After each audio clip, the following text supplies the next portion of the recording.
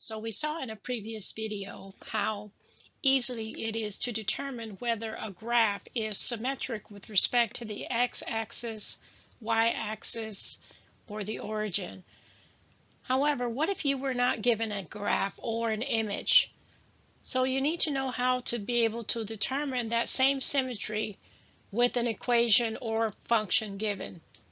So anytime you're not given a graph or an image and you're asked to determine whether an equation or function is symmetric with respect to the x, y, or the origin, here's that algebraic test for symmetry that you would have to do.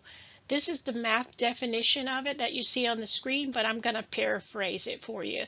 The bottom line is it says that if you want to find out whether an equation is symmetric with respect to the x-axis, all you have to do is take your y value and change it to its opposite. Instead of plugging in a y, you plug in a negative y.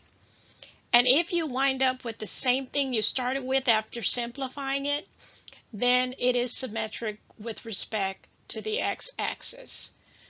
The same thing with y.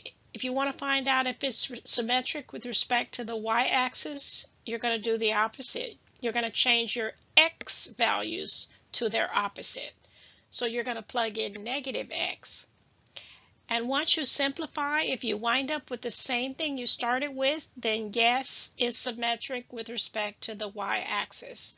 And lastly, if you want to find out whether it's symmetric with respect to the origin, you're going to change both of your variables to their opposite. In other words, you're going to plug in a negative x and a negative y. And if you wind up with the same thing you started with, then yes, it's symmetric with respect to the origin.